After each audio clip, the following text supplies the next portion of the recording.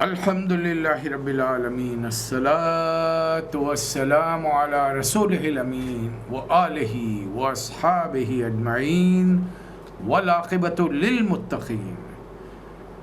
محترم خواتین حضرات، السلام علیکم ورحمۃ اللہ وبرکاتہ۔ اعوذ باللہ من الشیطان الرجیم، بسم اللہ الرحمن الرحیم۔ رب السماوات والارض وما بینہما الرحمن لا یملکون الا منہ خطابا یوم یقوم الروح والملائکۃ صفا لا یتکلمون الا من اذن له الرحمن وقال صوابا ذلک الیوم الحق فمن شاء اتخذ الی ربہ مآبا۔ صدق اللہ مولانا العظیم۔ اور قیامت کے دن اللہ تعالیٰ جو زمین و آسمانوں کا اور اس کے درمیان کی ہر چیز کا مالک ہے، جس کے سامنے کسی کو بولنے کا یارہ نہیں ہوگا، اور جس روز روح حضرت جبرائیل اور ملائکہ صف بستہ کھڑے ہوں گے، کوئی نہ بول سکے گا سوائے اس کے جسے رحمان اجازت دے اور جو ٹھیک بات کرے۔ وہ دن برحق ہے، اب جس کا جی چاہے اپنے رب کی طرف پلٹنے کا راستہ اختیار کر دے۔ سیرت نبی صلی اللہ علیہ وسلم کے ضمن میں ہم مکہ مکرمہ کے تیسرے سال کے آخری حصے میں ہیں۔ تقریباً ابھی تک اللہ تعالیٰ نے 20 سورے نازل فرمائے ہیں۔ شروع کے سوروں میں بڑی مختصر باتیں ہوئیں اور مختصر کلام نازل کیا گیا، لیکن رفتہ رفتہ تیسرے سال میں جو سورے نازل ہوئے ہیں ان کی مقدار، ان کی وسعت ذرا زیادہ ہے، آیتوں کی تعداد زیادہ ہے۔ مثلا سورہ رحمان ہم نے دیکھا کہ 78 آیتیں ہیں، ایک بڑی مقدار میں قرآن نازل ہو چکا ہے۔ 20 سورے، 21واں سورہ ہے۔ یہ سورہ نبا ہے، جسے عام طور پر بر صغیر کے مسلمان اما پارہ کہتے ہیں، 30واں پارہ بھی کہتے ہیں اور سورہ بھی۔ اما یتساءلون کے نام سے یہ سورہ ہمارے درمیان مشہور ہے۔ سورہ میں اللہ تعالیٰ نے خاص طور پہ قیامت کو موضوع بنایا ہے کہ قیامت ہوگی، اور قیامت کے بارے میں لوگ چمی گوئیاں کر رہے ہیں۔ کیسے؟ نبی کریم صلی اللہ علیہ وسلم کا گھر، آپ کا دولت خان، آپ کا گھر، اس کے بازو چچا ابو لہب کا گھر ہے، دوسرے سرداروں کے گھر ہے۔ نبی صلی اللہ علیہ وسلم جو تلاوت کرتے ہیں، اور کبھی کبھار بہت ممکن ہے کہ حضرت خدیجہ کو اور بچوں کو قرآن سناتے ہیں، تو کچھ سن گن ان کے کانوں میں پڑ گئی، اور وہ تعجب کریں کہ کیا باتیں ہو رہی ان کے گھر کے اندر۔ قیامت آئے گی، زمین ہلا ڈالی جائے گی، اندر کے پورے بوجھ پھینک دے گی، ایک زوردار دھماکہ، ایک خطرناک بات، تم کیا جانتے ہو اس کے بارے میں؟ اس دن انسان یا تو جنت میں ہوں گے، انعاموں میں ہوں گے، اللہ کے باغات میں، یا پھر بھڑکتی ہوئی آگ میں ہوں گے۔ سمجھ میں نہیں آ رہا ہے کیا ہو رہا ہے۔ اللہ تعالیٰ اس کا ذکر فرما رہا ہے کہ مکے میں کیا ہو رہا تھا اس زمانے میں۔ لوگ کھل کے کسی سے پوچھتے نہیں۔ ہم نبی صلی اللہ علیہ وسلم کا روب داب اتنا ہے، معاشرے میں ایک اثر و رسوخ ہے۔ اب عمر کے 40ویں سال میں ہیں، تجارت جوانی سے جو شروع کی تو اس کے اثرات اب دکھ کے آ رہے ہیں لوگوں میں، کہ لوگ آپ کو صادق اور امین کے نام سے جانتے ہیں، پکارتے ہیں۔ 43 اور عمر آپ کی، اور لوگ دیکھ رہے ہیں کہ گزشتہ کچھ عرصے سے نبی کریم صلی اللہ علیہ وسلم نے تجارت وغیرہ چھوڑ دی ہے اور بس گھر میں بیٹھے رہتے ہیں۔ کبھی کبھار کوئی ملنے ملانے آ جاتا ہے، اس سے تھوڑی، اور یہ سب ملنے والے ہیں۔ ظاہر ہے مکے کی آبادی چند ہزار پر مشتمل ہے، ان میں سے خاص لوگ ہیں جو ابھی تک ایمان لائے ہیں۔ البتہ نبی صلی اللہ علیہ وسلم نے جو تبلیغ کی تھی اس کے اثرات سے حضرت ابو بکر صدیق نے، پھر ان کے ذریعے اور کچھ لوگوں نے اسلام کو قبول کر لیا۔ کتنی تعداد ہے بھی پتہ نہیں چل رہا ہے لوگوں کو، اور جو عقیدوں میں فرق آیا ہے وہ بالکل خاموش طریقے سے، کوئی بات ایسی ظاہر ہو کے دنیا والوں کے سامنے نہیں آ رہی کہ وہ چوکنا ہو جائے کہ بھائی کوئی نیا سلسلہ چل رہا ہے۔ اس لیے آپس میں کبھی کبھی بات چیت ہو جاتی۔ اب ظاہر ہے یہ سب معاملہ رسول اللہ صلی اللہ علیہ وسلم کا نہیں ہے، حضرت ابو بکر صدیق کا ہے۔ ان کے گھر میں ان کی والدہ ہیں، ابھی ایمان نہیں لائے، والد صاحب ہیں ابو قحافہ، ایمان نہیں لائے۔ تو یہ تمام چیزیں اثر کر رہی ہیں نا۔ پھر اچھا، جو صحابہ کرام ایمان لائے ہیں ان کے گھر والوں کو اپنے گھروں میں ایک عجیب कैफियत महसूस हो रही है। हमारे बच्चे आजकल नौजवान, सारे नौजवान हैं जो ईमान लाए, लेकिन जाते आते नहीं हो। पुरानी जो सोहबतें, दोस्त हैं, अब उनसे मिलना मिलाना भी कम हो गया है, अकेले में रहते हैं, कुछ बड़बड़ा लेते रहते हैं। उनके याद में कुरान की जो सहाबा कराम तिलावत करके याद करने, तलफ़ुज़ का सही करने की कोशिश करते हैं, उनके ख्याल में बड़बड़ा लेते हैं और कट गए हैं, अपनी जगह पर रहते हैं। सोसाइटी की जो दिलचस्पियाँ पहले थी, अब उनमें पहले से भी हिस्सा कम लेते थे, अब तो और बिल्कुल ही ख़त्म हो गई। ये गुफ्तगू चल रही है। अब उसके बारे में अल्लाह ताला 2 जुमले बोल के छोड़ा है कि कल्ला सयअलमून सुम्मा कल्ला सयअलमून, अनक़रीब मालूम हो जाओगे, तुम्हें अनक़रीब मालूम हो जाएगा। अच्छी बड़ी मज़े की बात है। एक ज़िम्नन बात सुन लीजिए आप। रसूल सल्लल्लाहु अलैहि वसल्लम की उम्मत का एक बदनसीब जो रसूल सल्लल्लाहु अलैहि वसल्लम की रिसालत का इनकार नहीं कर रहा है, लेकिन रसूल सल्लल्लाहु अलैहि वसल्लम को ख़ातमुन नबीय्यीन मानने पर तैयार नहीं, बल्कि उसने ख़त्म के माने, ख़ातमुन नबीय्यीन के माने ये लिए कि ये वो रसूल हैं जो अपने से पहले आने वालों को, अपने बाद आने वालों को स्टैंप लगाकर, ठप्पा लगाकर भेजेंगे। यानी रसूल सल्लल्लाहु अलैहि वसल्लम की रिसालत है, लेकिन अब वो रिसालत ख़ातमुन नबीय्यीन की हैसियत से, आखिरी नबी की हैसियत से नहीं, बल्कि अपने बाद आने वालों को स्टैंप लगाने वालों की हैसियत से। उसके दिमाग में पता नहीं क्या खन्नस सवा है कि ऐलान कर दिया उसने। पहले तो कहने लगा कि मैं अच्छा खासा आलिम था मुसलमानों का, मुस्तशरिकीन का, बड़ा जो रसूल वसल्लम पर बड़े रकीक हमले करते थे उनका जवाब देता था, लेकिन बिक गया। हर एक इंसान की कीमत होती है, बिक जाता है, बिक गया।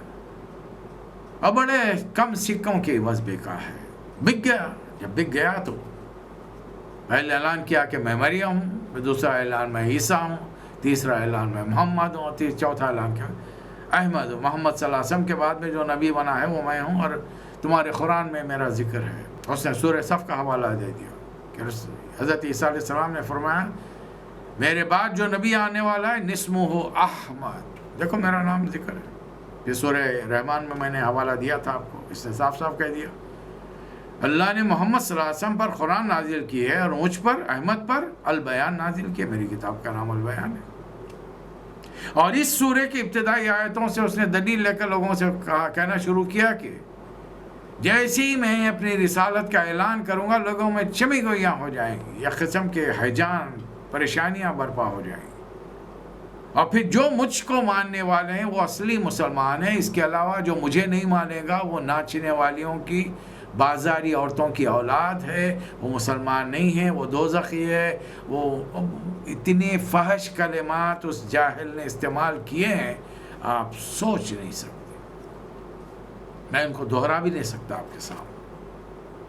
अब चंद बातें बड़ी मुश्किल मैंने से आपके सामने रखी है, और मैं इसके बारे में एक ही बात आपसे कहता हूँ, तो नबी तो बड़े दूर की बात है, नबी के ग़ुलामों का ग़ुलाम है। और अल्लाह तेरे माँ बाप ने बड़ा सोच कर नाम रखा था, ग़ुलाम अहमद, अहमद का ग़ुलाम है तू। अब तो मर गया, पता नहीं अल्लाह के यहाँ क्या जवाब दे रहा हो, लेकिन उसके चेले चाटे बाकी हैं।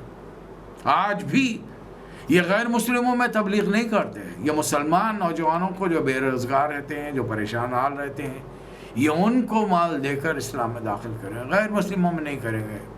अगर तुम इस्लाम के मानने वाले हो, तुम्हारा इस्लाम सही है, तो ये चीज़ गैर मुस्लिमों में फैलाओ ना। जब तुम रसूल सल्लल्लाहु अलैहि वसल्लम के मानते हो, तो फिर रसूल सल्लल्लाहु अलैहि वसल्लम के मानने वालों में मज़ीद तबलीग क्या है? उनको सारा डर मुसलमानों से है, दूसरों से नहीं है। अंग्रेज़ी की हुकूमत की छत्र छाया में आज़ादी से पहले तक इनकी बड़ी आओ भगत होती रही। तो ये ऐसे बदनसीब, और ये कौम है बाकायदा।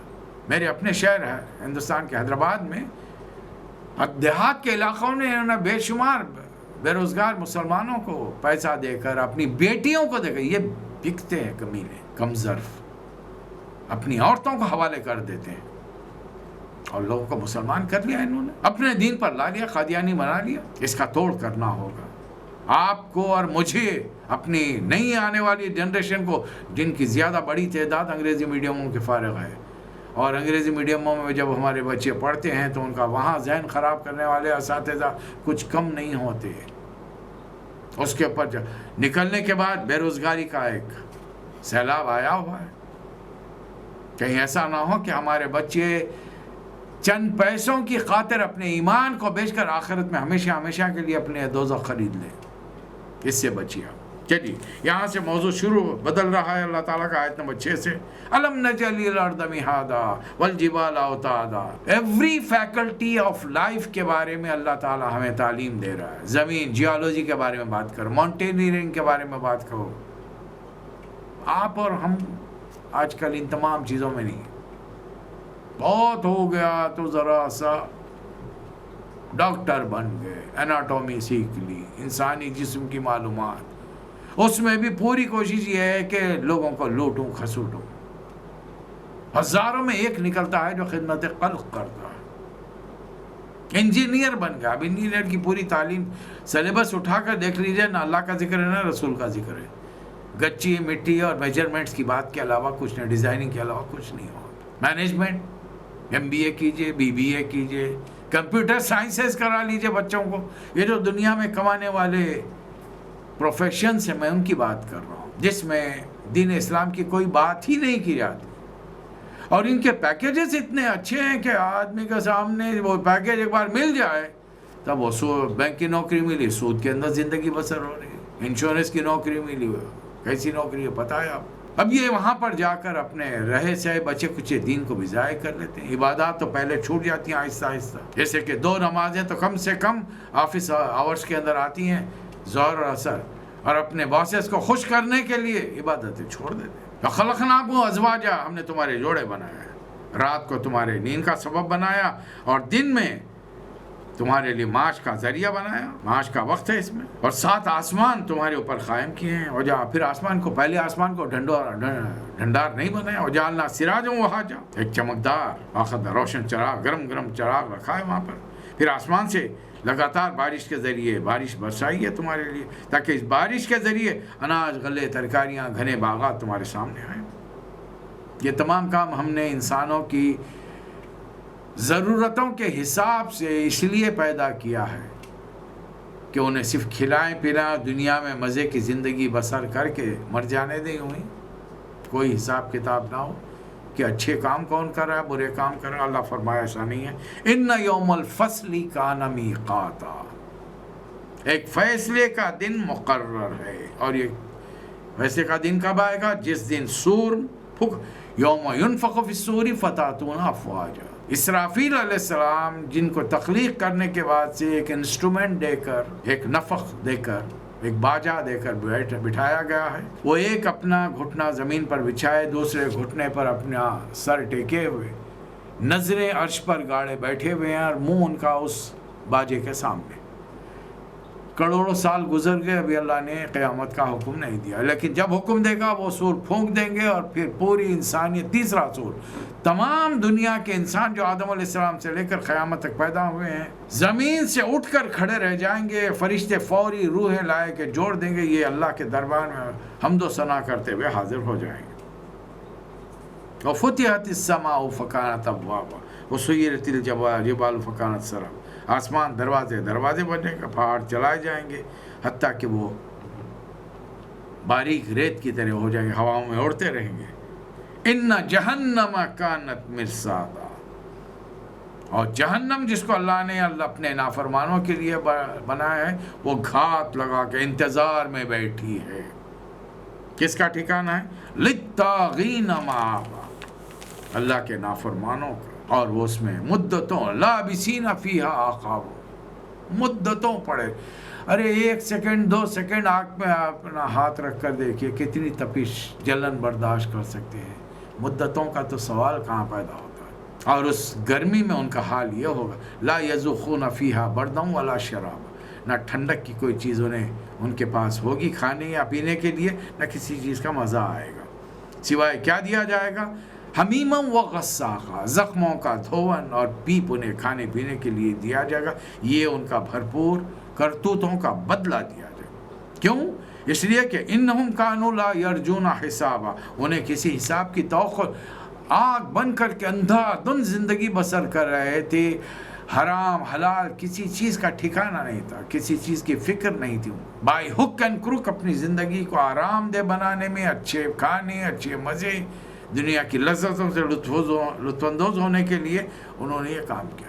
وَكَذَّبُوا بِآيَاتِنَا كِذَّابًا، اطراف میں نشانیاں بہت تھیں، بولنے والے بہت تھے، لیکن وہ جھٹلا رہے تھے. اور کیا سمجھا تھا کہ تمہارا حساب کتاب میں نہیں. وَكُلَّ شَيْءٍ أَحْصَيْنَاهُ كِتَابًا، ایک ایک چیز ریکارڈڈ موجود تھی. زمین آپ کی اور میرے ویڈیو کو ریکارڈ کر رہی، ہوا میں آپ کی اور میری آڈیو ریکارڈ ہو رہی. اور قیامت کے دن اس کا دفتر بنا کر، اس کا ریکارڈ بنا کر، رجسٹر ہمارے گلوں میں لٹکا کر کہا جائے گا اقرا کتابک. اور ہم حیران رہ جائیں گے، ما لہذا الکتاب لا یغادر صغیرۃ ولا کبیرۃ الا احصاها. کیسی کتاب ہے؟ چھوٹی سے چھوٹی بات میں نے جو نیکی کی ہے اس میں درج ہے، چھوٹے سے چھوٹا گناہ جو میں نے تاریکی اندھیرے میں، جنگل میں، ویرانے میں، تنہائی میں کیا، وہ بھی یہاں پر درج ہے. اب ان سے کہا جائے گا فذوقوا فلن نزیدکم الا عذابا، اب یہاں سوائے عذاب کے کسی چیز کا اور اضافہ نہیں ہوگا.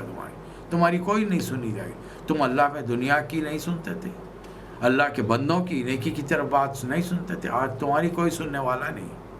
اس کے بعد ان للمتقین مفازا، اللہ سے ڈر کے زندگی گزارنے والے کامیاب ترین مقام پر ہو گئے، جنتوں میں ہوں گے، باغات میں ہوں گے، قسم قسم کے پھل پھلاری.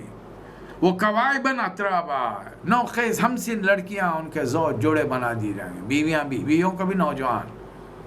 ایک بوڑھی خاتون آئی نبی کریم صلی اللہ علیہ وسلم بیٹھے ہوئے ہیں صحابہ اکرام کے ساتھ، عرض کیا کہ اللہ کے رسول کیا میں جنت میں جاؤں گی؟ کلمہ پڑھی ہوئی تھی. نبی صلی اللہ علیہ وسلم نے ان کو دیکھا، دیکھ کر کہا کہ بڑی بھی کوئی بوڑھی جنت میں نہیں جائے گی. اب وہ بڑی بھی پریشان ہو گئی، اپنے منہ پر یعنی یہ کہتے ہوئے پلٹنے لگی، ہائے میری قسمت، کیا فائدہ ہوا اسلام لانے کا، میں جنت میں نہیں جا سکتی. نبی صلی اللہ علیہ وسلم مسکرا دیے، بلایا، وہ جانے لگی، بلا کر کہا کہ ہر بوڑھی عورت کو جنت میں جانے سے پہلے اللہ تعالیٰ جوان کر دے گا. اب وہ کھلکھلا کر ہنس دی، خوشی ہو گئی انہیں. لا یسمعون فیہا لغوا ولا کذابا، مومنین کی شان جنت میں یہ ہوگی کہ وہ لغو اور جھوٹی باتیں نہیں سنیں گے. احتیاط کیجیے، بے شمار لوگ ابھی بھی عادت کو چھوڑ نہیں پاتے، اور ان کے لیے رسول اللہ علیہ وسلم کا اللہ کا ارشاد ہے، نبی صلی اللہ علیہ وسلم نے فرمایا کہ اللہ فرماتا ہے کہ جو شخص روزہ رکھ کر بھی جھوٹ کہنے سے باز نہیں آئے، غیبت چغلی سے باز نہیں آئے، اس کے بھوکا پیاسا رہنے کی اللہ کو کوئی حاجت نہیں ہے. جزاء من ربک عطاء حساب. اب وہ آیتیں آ رہی ہیں جو میں نے شروع میں تلاوت کی، رب السماوات والارض وما بینہما الرحمن لا یملکون منہ قطابا. قیامت میں اللہ کا جلال وہ ہوگا کہ ہر چیز قیامت میں زمین و آسمانوں میں جو مخلوقات ہیں اس کے سامنے کھڑے رہیں گے اور کسی کی ہمت نہیں ہو سکی.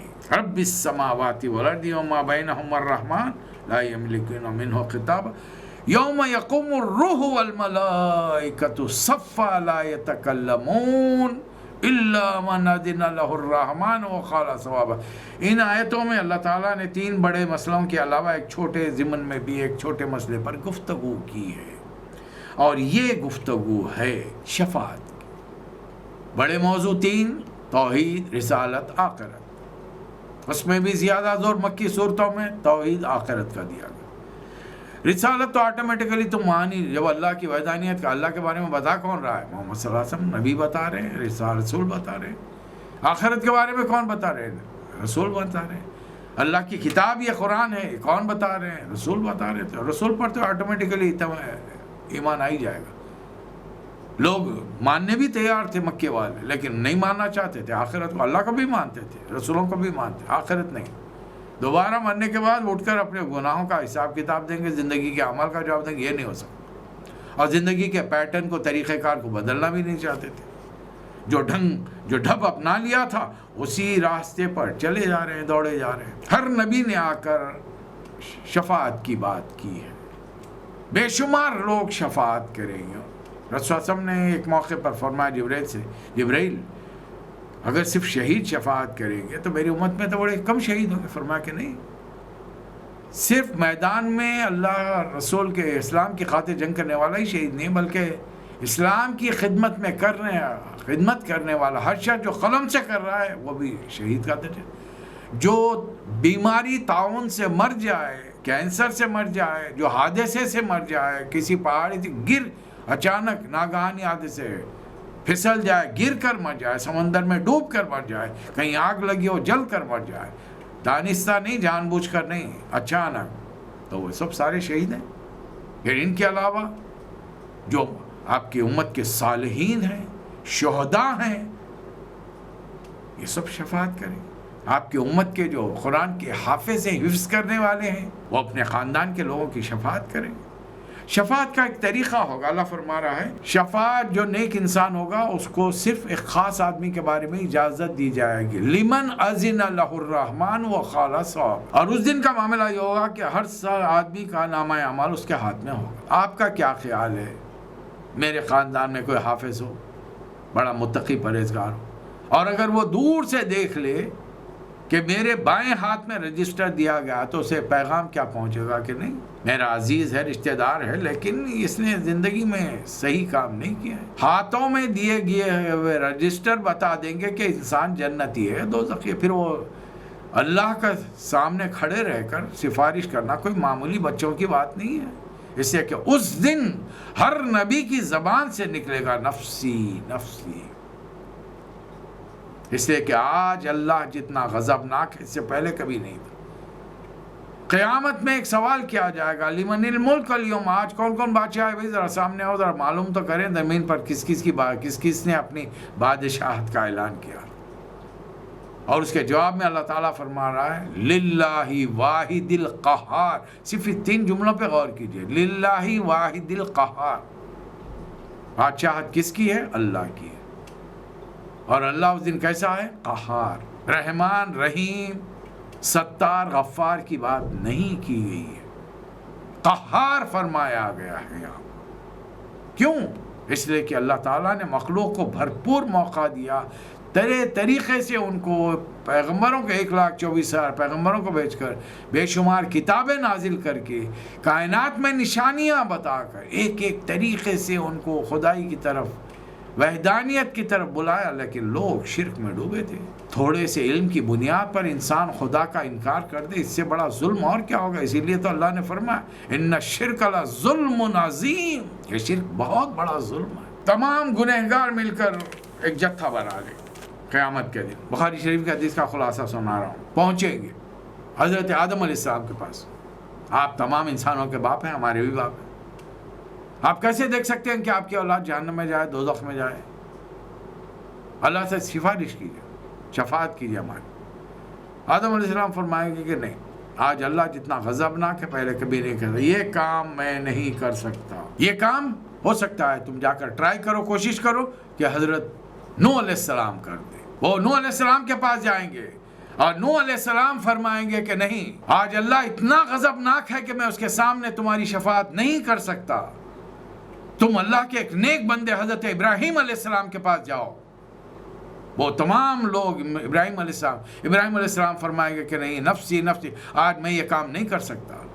تم موسیٰ علیہ السلام کے پاس جاؤ، اللہ نے ان سے کلام کیا ہے، وہ اللہ کے کلیم اللہ ہے، اور موسیٰ علیہ السلام فرمائیں گے کہ آج میں تمہاری شفاعت نہیں کر سکتا۔ تم عیسیٰ کے پاس جاؤ، وہ روح اللہ ہے، اللہ نے خاص ڈھنگ سے پیدا کیا۔ عیسیٰ علیہ السلام فرمائیں گے کہ نہیں، یہ کام میں بھی نہیں کر سکتا۔ اب اگر کوئی کام تمہارا کر سکتا ہے تو وہ حضرت محمد مصطفیٰ صلی اللہ علیہ وسلم۔ سارے لوگ رسول اللہ صلی اللہ علیہ وسلم کے پاس جائیں گے، نبی صلی اللہ علیہ وسلم فرمائیں گے کہ ہاں ٹھہرو، میں آج شفاعت کرنے کا حقدار قرار دیا گیا ہوں، آج مجھے مقام محمود ملا ہے، میں اپنے گنہگار امتیوں کی شفاعت کروں گا۔ لیکن اس کے لیے آپ میدان میں آگے بڑھیں گے، اللہ تعالیٰ عرش پر ہوگا، حضور اکرم صلی اللہ علیہ وسلم سجدے میں گر جائیں گے، اور پھر آپ کو اللہ تعالیٰ حمد و ثنا کے کلمات سکھائے گا۔ نبی کریم صلی اللہ علیہ وسلم آپ اللہ تعالیٰ کی حمد و ثنا فرمائیں گے، بڑی دیر تک اللہ تعالیٰ اپنی حمد و ثنا سنتا رہے گا، پھر فرمائے گا کہ اے محمد سر اٹھائیے، مانگیے، کیا مانگتے ہیں؟ نبی کریم صلی اللہ علیہ وسلم شفاعت کریں گے، اللہ کا حکم ہوگا کہ ٹھیک ہے، اتنے آدمیوں کو لے جائیے۔ ساروں کی شفاعت نہیں ہوگی، وقت لگے گا، اس کے بعد میں شفاعت ہوگی، ساروں کی نہیں ہوگی، یاد رکھ لیجئے۔ اب رسول اللہ صلی اللہ علیہ وسلم کی شفاعت اتنی دیر کے بعد ہوگی، اتنی حمد و ثنا کے بعد ہوگی، اور حدیث کے الفاظ تو یہ ہے کہ 70,000 جنت میں لے جائیے، ارے اس زمانے میں 150-60 کروڑ مسلمان زندہ ہیں، اس 14ویں صدی میں عربی کے اعتبار سے، 21ویں صدی انگلش کے اعتبار سے. اب نمارا میں 70,000 کو میں بڑھا کر 70 لاکھ کر رہا ہوں صرف سمجھانے کے لیے. اندازہ لگائیے کتنے سجدے حضور اکرم صلی اللہ علیہ وسلم کو کرنے پڑیں گے، جس کے بعد جا کر ہمارا نمبر آج 14ویں صدی میں ہم مسلمانوں کا نمبر آئے. صرف یہ بخاری شریف میں بڑی طویل حدیث، بہت طویل حدیث کا میں نے مختصر اردو ترجمہ آپ کے سامنے رکھا. شفاعت ہوگی، اور ہم نے تو ہر کسی کو، ہر محلے کے پیر ولی کو، بادشاہ، اپنے میاں صاحب کو، بابا صاحب کو ہم نے شفیع بنا رکھا ہے. یہ لے جائیں گے، وہ لے جائیں گے، اور دن رات ان کی خدمتیں کرنے کے پر ہم تلے ہوئے. کیسے ممکن ہے؟ اللہ تعالیٰ صاف فرما رہا ہے ذالک الیوم الحق، یہ حق کا دن ہے، ہم نے تم کو آزاد. اب جس کا دن جی چاہے اور رب کی طرف لوٹ آئے. انا انذرناکم عذابا قریبا یوم ینظر المرء ما قدمت یداہ ویقول الکافر یا لیتنی کنت ترابا. ہم نے تمہیں خبردار کر دیا ہے، ڈرا دیا ہے اس عذاب سے جو قریب آ گیا ہے. اس روز انسان سب کو دیکھ لے گا جو دنیا میں اپنی کمائی کر کے بھیجا ہے، اور کافر، اللہ کے نافرمان، نہ ماننے والے پکار اٹھیں گے یا لیتنی کنت ترابا، کاش میں مٹی ہوتا، میرا حساب کتاب نہیں ہو. اللہ سے ڈرنا سیکھیے، میں اور آپ دونوں اللہ سے ڈرے. ہم حضرت ابوبکر صدیق کو یاد کریں، کیا فرماتے ہیں؟ ابوبکر گھاس کا تن کا ہوتا، جلا دیا جاتا، حساب کتاب نہیں ہوتا. حضرت عمر فرماتے ہیں رضی اللہ تعالی عنہ، میں چڑیا ہوتا، ایک درخت سے دوسرے درخت پہ جاتا، کھاتا پیتا، ختم ہو جاتا، حساب کتاب نہیں ہوتا. یہ کون ہے؟ نبی صلی اللہ علیہ وسلم کے داہنے باہنے ہاتھ، دائیں بائیں ہاتھ، دائیں بائیں بازو.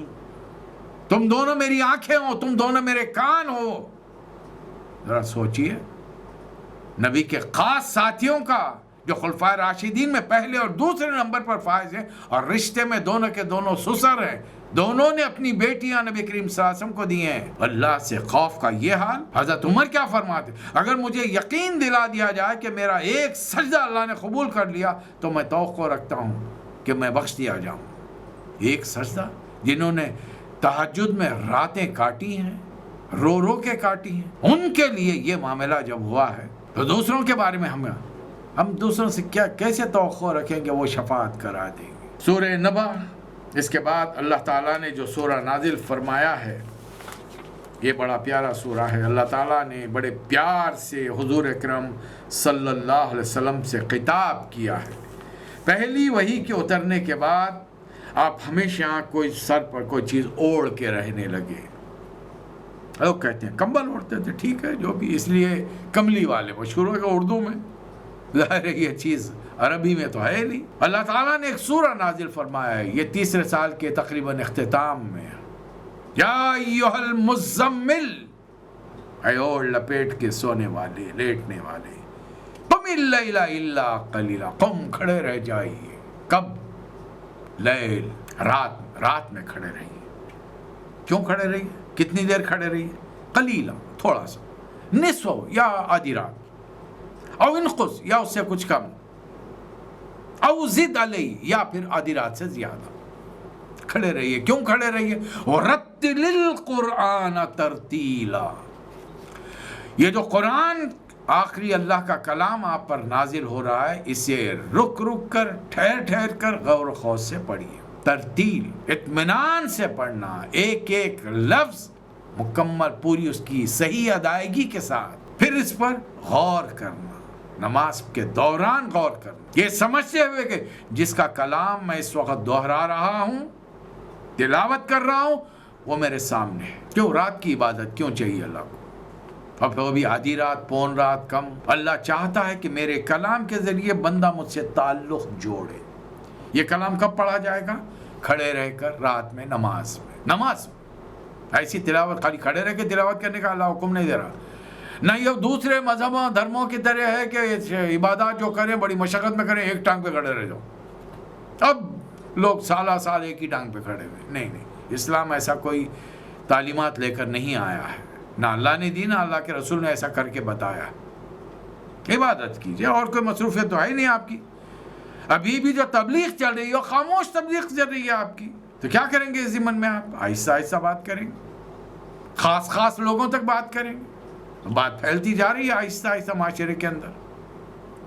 ایسے موقع پر اللہ فرما رہا ہے، اب ذرا تعلق اور زیادہ جوڑیے میرے ساتھ، اس لیے کہ یہ جو کلام ہے اس کے سمجھنے کے لیے صرف جبرائیل کا آ کر ایک بار پڑھا کر سمجھا کے چلے جانا کافی نہیں ہے، یہ کلام بڑا بھاری کلام ہے۔ اِنَّا سَنُلْقِي عَلَيْكَ قَوْلًا ثَقِيلًا، یہ کلام بڑا بھاری ہے، زبردست کلام ہے۔ کتنا زبردست ہے؟ لو انزلنا هذا القرآن على جبل لرأيته خاشعا متصدعا من خشیۃ اللہ، پہاڑ دھس جائے گا زمین میں، پھٹ جائے گا اللہ کی خشیت اور ہیبت سے۔ یہ وہ کلام ہے جو آپ کے قلب اطہر پر اتر رہا ہے۔ اس کو پڑھنے کے لیے، اس سے تعلق جوڑنے کے لیے، اس کو سمجھنے کے لیے اے نبی صلی اللہ علیہ وسلم راتوں کو اٹھ کر کھڑے رہیے، آدھی رات، پون رات، کم زیادہ، یہ کام تو کرنا ہوگا۔ کیوں دن میں نہیں ہو سکتا؟ دن میں بھی کوئی خاص مصروفیات نہیں ہے، تجارت بند بیٹھی پڑی ہے۔ اللہ فرمایا نہیں، بال بچوں سے بات چیت ہے، لوگ ملنے ملانے آتے رہے۔ ان ناشیۃ اللیل، رات کے وقت جاگنے سے کیا ہوگا؟ ان ناشیۃ اللیل ہی اشد وطئا واقوم قیلا، اپنے نفس پر قابو پانا بڑا آسان ہوتا ہے، ورنہ رات کا وقت نفس چاہتا ہے کہ سو جاؤ، دن بھر کی تھکن کے بعد سو جاؤ، رات کا کھانا کھائے ہیں، کھانے کے بعد میں انسانی جسم آرام چاہتا ہے، سو جاؤ۔ اور اس کے برخلاف ان لک فی النہار سبحا طویلا، اب آنے والے وقت میں آپ کا دن بہت مصروف ترین ہو جائے گا۔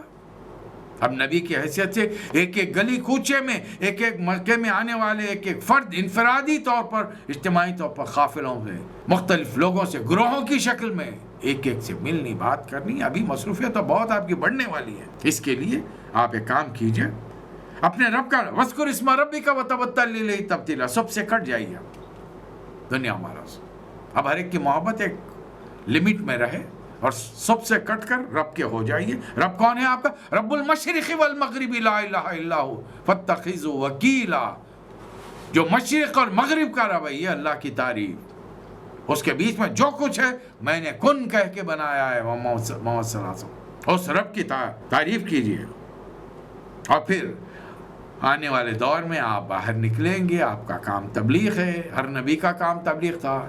لوگ قسم کی باتیں بنائیں گے، پہلی بار سنتے ہی قریب ترین لوگ، عزیز ترین لوگ، چہیتے ترین لوگ ناک بھون چڑھائیں گے، یہ کیا بات لے کر آ گئے؟ صدیوں سے باپ دادا ہمارے بتوں کو پوج رہے ہیں، آپ ایک خدا کی بات کریں۔ ہر نبی ایک خدا کی دعوت دینے آ رہا ہے، یا قومی ان اعبدوا اللہ واتقوہ واطیعون، اے میری قوم یہ کیا کر رہے ہو تم خدا کو چھوڑ کر؟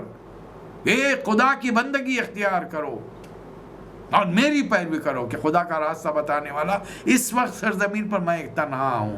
ہر نبی کا ایک ہی فرمان، وہی دعوت لے کر خاتم النبیین تشریف لا رہے ہیں۔ تو آپ جب باہر نکل کے دعوت دیں گے تو لوگ بہت کچھ کہیں گے آپ سے، اس لیے آپ کیا کریں؟ ابھی سے عادت ڈالیے، اپنے امتیوں کو بھی سمجھائیے۔ آپ تو خیر خاتم النبیین ہیں، وہ کوالٹیز آپ میں اللہ نے ودیت کی ہیں، اپنے امتیوں کو سمجھائیے جنہیں آگے کے دور میں تبلیغ کے مرحلے سے گزرنا پڑے گا، کہ کیا سیکھیں؟ پہلے صبر، وَاصْبِرْ عَلَىٰ مَا يَقُولُونَ، جو کچھ کہے گا اس پر صبر کرنا پڑے، اور جب اس سے مل کر جدا ہوں گے وَهَجُرْهُمْ هَجْرًا جَمِيلًا، دل میں بغض کینہ رکھ کر نہیں، دشمنی عداوت رکھ کر نہیں، انتقام رکھ کر نہیں، یہ کہ نادان ہے۔ اسلام پر عمل کرنے والا شخص، اسلام کو جاننے والا، قرآن اور سیرت کو جاننے والا شخص، اس کی مثال ایک طبیب کی، حکیم کی، ڈاکٹر کی، جو سمجھ کے لوگوں کو دعوت دے رہا ہے یہ لوگ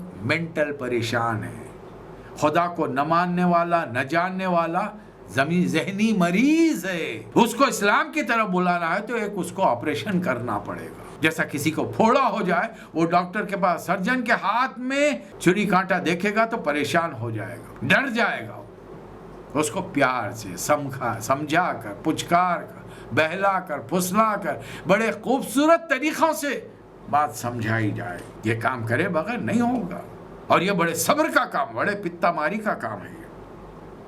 اب رہی بات ایک دور میں، اس دور میں آپ کو لوگ جھٹلائیں گے بھی، بہت جھٹلائیں گے، آج جو آپ کو صادق کہتے ہیں، امین کہتے ہیں، کل آپ کی مخالفت کرتے. وَذَرْنِي وَالْمُكَذِّبِينَ أُولِي النَّعْمَةِ وَمَهِّلْهُمْ قَلِيلًا. ان لوگوں کو جو جھٹلائیں گے اس حالت میں پڑا رہنے دیجیے، ان سے نمٹنے کا کارا. اور یہ پیٹ بھرے لوگ ہیں. غریب تو آپ کی بات پہ اچھا سمجھ کے جب آپ کہیں گے کہ سارے انسان برابر ہیں، سب کے رائٹس، ہیومن رائٹس ملنے چاہیے، سب کے حقوق ملنے چاہیے، تو ان کو تو بڑی خوشی ہوگی، وہ تو لپک کر آپ کے پاس آئیں گے. لیکن جو پیٹ بھرے ہیں، جن کو اپنی حکمرانی کرنی ہے دنیا پر، چودراہٹ چلانی ہے، جاگیرداری کرنی ہے، وہ کیسے مانیں گے آپ کی بات؟ پھر ان کا استدلال کیا ہوگا، ان کی بحث کیا ہوگی؟ اللہ ہم سے خوش ہے، اسی تو ہم کو اتنی دولت سے، سرفرازی سے، سرداری سے، نعمتوں سے نوازا ہے، آپ کے پاس کیا ہے؟ یہ ان کا اعتراض، یہ ان کی دلیل ہوگی جو انتہائی بودی قسم کی ہے. اللہ نے جب اتنا دیا تو تم کو تو نیک بننا تھا نا. تم تو معاشرے میں چور، ڈاکو، بدکار، فاسق و فاجر، ڈاکو مشہور ہے تم. اور تمہارے مقابلے میں محمد صلی اللہ علیہ وسلم کا کردار دیکھ لو. تم خود اتنی اپنی برائیوں کو، برائیاں کرنے کے باوجود نبی صلی اللہ علیہ وسلم کو تم صادق اور امین کہتے ہو. اپنے آپ کو صادق کیوں نہیں کہتے بھائی؟ بہت بڑے دولت مند ہو، مکے کے بڑے بڑے سردار ہو، تو مکے والے تم کو صادق کیوں نہیں کہتے؟ تم کو امانت دار کیوں نہیں کہتے؟ اپنی امانت لا کر تمہارے پاس کیوں نہیں رکھاتے؟ اس لیے کہ تمہارا کردار انہیں معلوم ہے اول نمبر کے فریبی، دھوکے باز، جال ساز ہو تم. جبکہ رسول اللہ صلی اللہ علیہ وسلم پر ہو، محمد صلی اللہ علیہ وسلم پر ہو بھروسہ کرتے ہیں. تو یہ لوگ جو آپ کو جھٹلائیں گے، ان کے لیے ان لدینا انکالا و جہیما، ان کے لیے ہمارے پاس بھاری بیڑیاں ہیں، بھڑکتی ہوئی آگ ہے، طعاما ذا غصۃ و عذابا الیما، ان کے لیے حلق میں پھنسنے والا کھانا ہے، دردناک عذاب ہے ان کے لیے. اور یہ کب ہوگا؟ یوم ترجف الارض والجبال وکانت الجبال کثیبا مہیلا، جس دن زمین اور پہاڑ لرز اٹھیں گے. پہاڑوں کا حال ایسا ہوگا جیسا ریت کے ڈھیر ہیں، اس لیے کہ وہ زمین اپنی کشی سے ثقل، گریوٹی آف ارتھ کی صلاحیت اور خاصیت کو بھول جائے گی، اور ذرہ ذرہ ہوا میں اڑتا ہوا نظر آئے گا. یہ اس دن ہوگا، قیامت کے دن، تیسرے سور پھونکے جانے کے ساتھ ہی.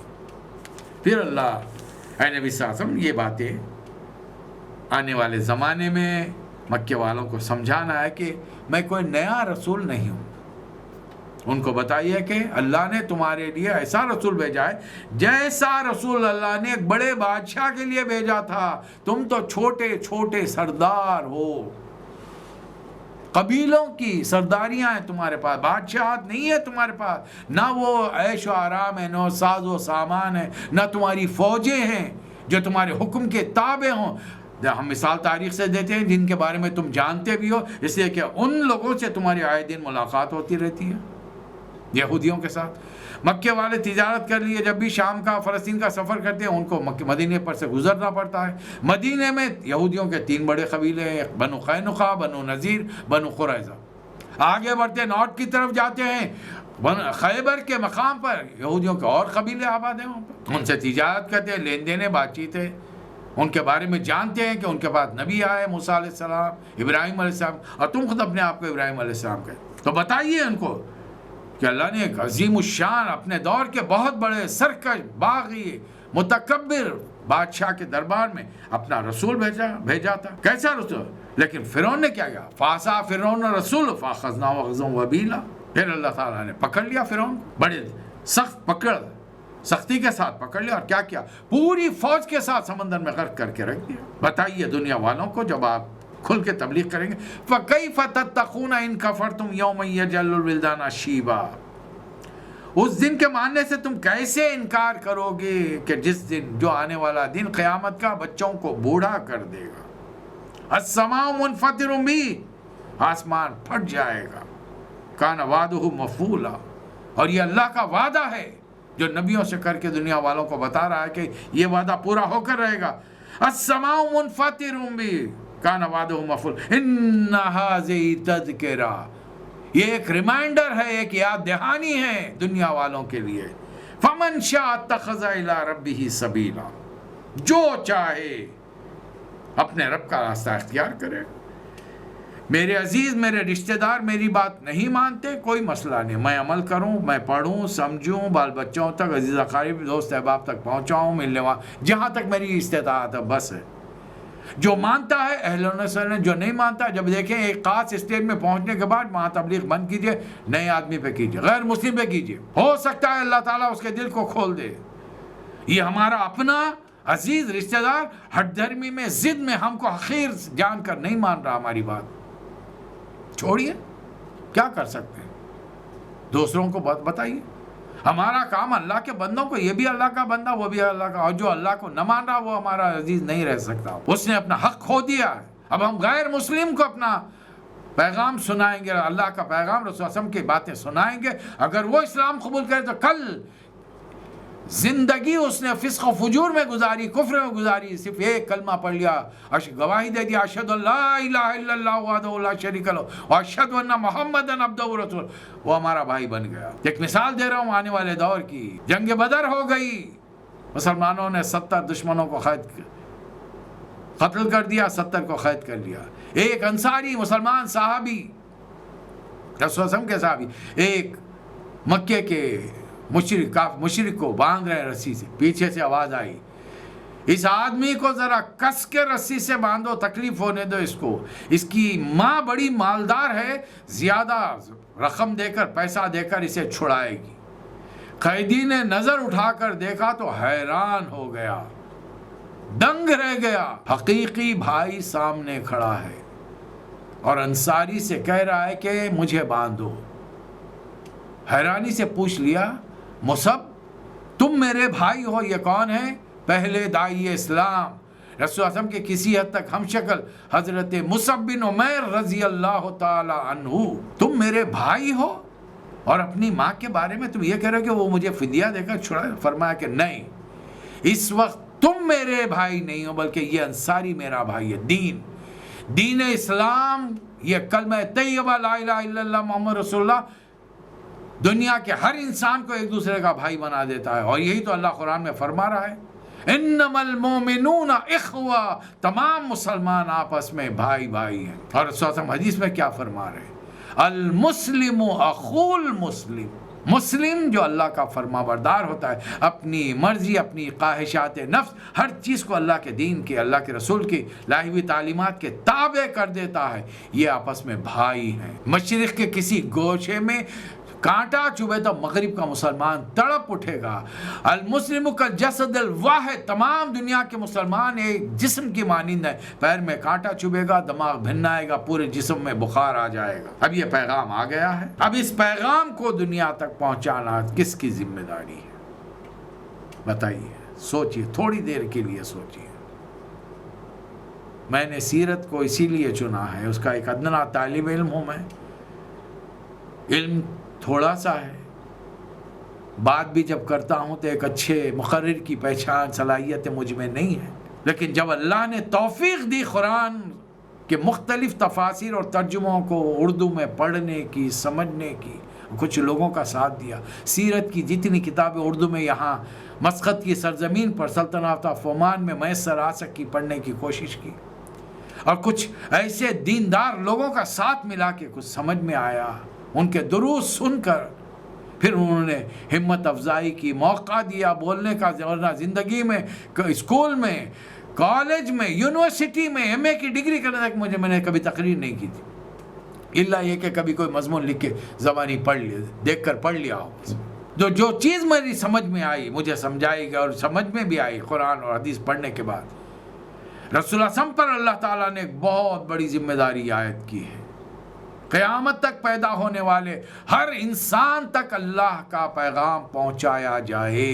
یہ کام رسول اللہ صلی اللہ علیہ وسلم نے اپنی حیات طیبہ میں عرب کی سرزمین پہ کیا، اور اللہ نے جو نظام بھیجا تھا، جس کے بارے میں فرمایا تھا وَالَّذِي أَرْسَلَ رَسُولَهُ بِالْهُدَى وَدِينِ الْحَقِّ لِيُظْهِرَهُ عَلَى الدِّينِ كُلِّهِ وَلَوْ كَرِهَ الْكَافِرُونَ وَلَوْ كَرِهَ الْمُشْرِكُونَ وَكَفَى بِاللَّهِ شَهِيدًا۔ اللہ نے سچا دین دے کر، حق بات دے کر نبی کو بھیجا ہے تاکہ دنیا کے ہر نظام پر اسلام کو غالب کر دے، اس کو نافذ کر دے، اس کا بول بالا ہو جائے۔ یہ ہے رسول اللہ صلی اللہ علیہ وسلم کی عظمت کہ آپ کی لائی ہوئی تعلیمات دنیا کے ہر ازم پر، ہر سسٹم پر چھا جائے۔ دنیا چاہتی ہے کہ سود کا نظام ہو، اللہ نے فرمایا نہیں، محمد صلی اللہ علیہ وسلم اس کا پیرالل لے کر آئے ہیں، زکوٰۃ کا نظام۔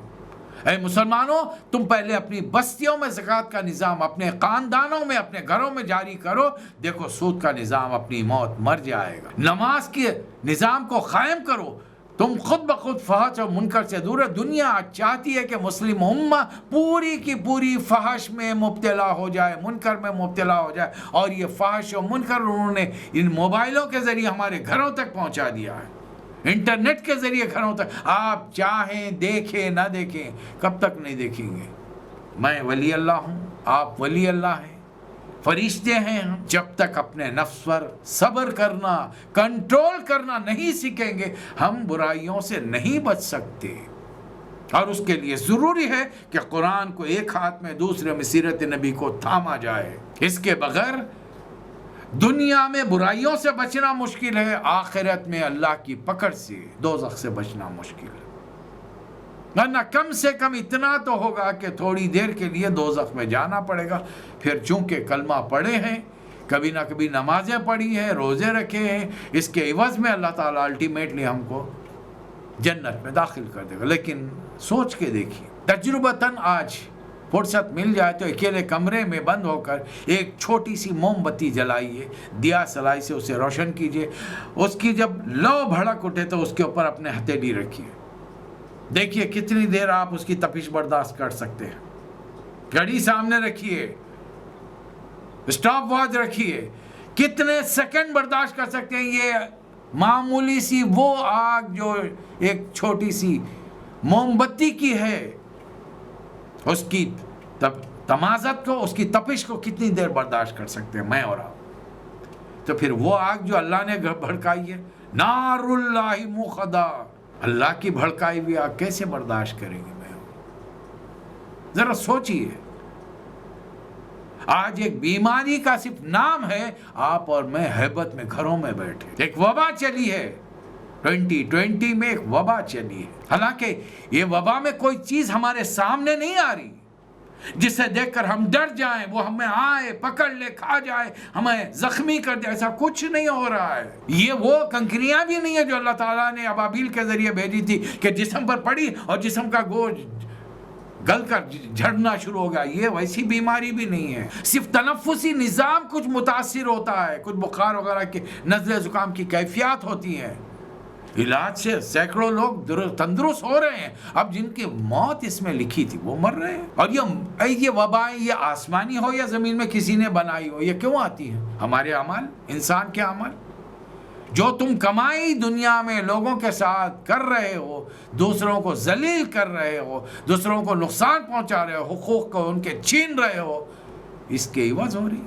کچھ لوگ خوش ہیں ان چیزوں سے کہ ان کی دولت بڑھتی جا رہی ہے، ویکسین بنائیں گے، کروڑوں کمائیں گے، علاج کے نام پر ماسک بنائیں گے، گلوز بنائیں گے، دستانے بنائیں گے، کروڑوں کمائیں گے، اور ہم دیوانوں کی طرح خریدے چلے جا رہے ہیں۔ ذرا سوچ کے تو دیکھیے، یہ جو ماسک آپ منہ پر پہنتے ہیں، چوطرف سے منہ کو اس نے کس کے باندھ لیا ہے، کوئی چیز اندر ناک میں اور منہ میں داخل نہیں ہو سکتی، نہیں، اتنی جگہ باقی ہے جس میں سے ہوا جاتی ہے جو ہمارے لیے تنفس کے لیے ضروری ہے، تو وہ کیڑا گھس نہیں سکتا وہاں پر، وہ جو جرثومہ ہے وہ گھس نہیں سکتا۔ اور کتنی دیر ہم 24 گھنٹے، کیا سوتے وقت بھی ہم ماسک لگا کے سوئیں گے؟ آئے گا تو وہ ہماری کھڑکیوں میں سے وہ جرثومہ اجازت لے کر، بل بجا کر پوچھ کر آئے گا کہ صاحب میں آپ کے گھر میں داخل ہوں با اجازت۔ جب یہ تمام چیزیں نہیں ہیں تو پھر، لیکن دیکھیے رمضان کے مہینے میں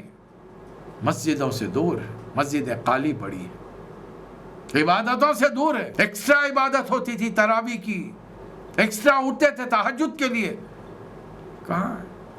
ہر گھر میں حافظ ہے، ہر گھر میں تراویح دہرائی جا رہی ہے۔ اب ان بحثوں میں مت پڑھیے کہ 8 پڑھیں 20 پڑھیں، پورا قرآن پڑھیں کم پڑھیں، ارے کچھ تو پڑھیں۔ اللہ ان بنیادوں پر، تعداد کی بنیاد پر جنتوں میں داخل نہیں کرے گا کہ تم 20 پڑھنے والے جنت میں جاؤ، 8 کو نہیں جانے دوں گا، یا 8 پڑھنے والے رسول کی سنت میں پڑھیں، 20 والوں کو نہیں جانے دوں گا۔ ارے 20 والے بھی تو ایکسٹرا پڑھ رہے ہیں نا، کس کے آگے سر جھکا رہے ہیں اس نماز میں؟ اللہ کے۔ تکلیف کس بات کی ہے؟ اللہ کے آگے سر زیادہ جھکانے میں تکلیف ہے؟ زیادہ سجدے کرنے میں تکلیف ہے، زیادہ نفل پڑھنے میں تکلیف ہے. اللہ نے اس سورہ کو، جس سورہ کی وضاحت میں نے آپ کے ساتھ تشریح کرنے کی ایک طالب علمانہ کوشش کی، اس میں اللہ کیا فرما رہا ہے رسول اللہ صلی اللہ علیہ وسلم سے؟ اللہ کے لیے مشکل تھا، تعداد لکھ کے بھیج دیتا. اے محمد صلی اللہ علیہ وسلم، ابتدائی دور سے ہی 8 اور 11 رکعت اور 20 رکعت پڑھیے آپ. آدھی رات میں کیا پڑھیں گے؟ آدھی رات میں 11. کتنے سورے آپ کو یاد ہیں؟ آخری پارہ یاد ہے؟ نہیں. پھر گنتی کے سورے یاد ہیں، 8-10 سورے. 8-10 سورے کتنی دیر میں پڑھیں گے؟ ایک بات اور بتا دیں سورہ کے ضمن میں نے سورۃ المزمل کے ابتدائی 19 آیات کو مکہ مکرمہ کے 3 سال کے آخر میں لیا ہے، اور ترتیب کے اعتبار سے یہ میرا 22واں سورہ ہے جو میں آپ کی خدمت میں پیش کر رہا ہوں. کیوں لیا؟ اس لیے کہ اب قرآن اتنی مقدار میں نازل ہو چکا ہے کہ رسول اللہ صلی اللہ علیہ وسلم صحابہ کرام کے ساتھ کھڑے رہ کر آدھی رات، پون رات 3-4 بار اس حصے کو دہرا سکتے. اس کے علاوہ اور کوئی غرض نہیں. اب آپ نے تفسیریں پڑھی ہوں گی تو آپ کے خیال میں آ سکتا ہے، آپ سوال مجھ سے کر سکتے ہیں، صاحب اتنے بڑے عالم دین نے 3 نمبر پر سورہ مزمل کو رکھا، کسی نے 4 پر رکھا، کسی نے 5 پر رکھا ہوگا. میں ان کا مقابلہ کرنے نہیں جا رہا ہوں، نہ میں ان کی بات کی تردید کر رہا ہوں. میں نے صرف عرض کیا شروع میں قرآن اور سیرت کے طالب علم کی حیثیت سے میں آپ کو رسول اللہ کا زندگی حیات طیبہ کا یاد کیا ہوا سبق سنا رہا ہوں، اور اس انداز میں سنانے کی کوشش کر رہا ہوں کہ آسانی سے آپ کے سمجھ میں آ جائے بات. اس کے لیے مختصر دلیلیں دوں گا. میری دلیل یہ ہے کہ اتنی مقدار میں قرآن اترنا چاہیے کہ جس کو 5-7 بار پڑھنے میں آدھی رات ہو جائے. نصفہ او انقص منہ او زد علیہ رتل القرآن ترتیلا، یا پون رات ہونی چاہیے. اب آپ بتائیے، سورہ علق کی 5 آیتیں اور سورہ مزمل کی 19 آیتیں کتنی ہو گئی؟ 24. بس 24 آیتیں کتنی بار دہرائیں گے آدھی رات میں؟ آپ سوچ لیجئے کتنی مرتبہ دہرا سکے. 50-60 مرتبہ تو دہرا سکتے. یکسانیت ہو جائے گی، مسئلہ ہو جائے گا. اتنی مقدار تو ہونی چاہیے کہ آدھی رات میں 4 بار، 5 بار، 6 بار اتنی مقدار پڑھے کہ پھر سے اس کو دوبارہ پڑھنے میں مزہ آ جائے. یہ میری دلیل تھی. اس پر آج ہم اپنی گفتگو ختم کرتے ہیں. اللہ تعالیٰ مجھے اور آپ کو توفیق عطا فرمائے، اور یہ جو آفت دنیا کو لپیٹے ہوئے اللہ تعالیٰ اسے جلد سے جلد دور فرمائے. وآخر الدعوانا ان الحمد للہ رب العالمین. میں اپنے نبی کے کوچے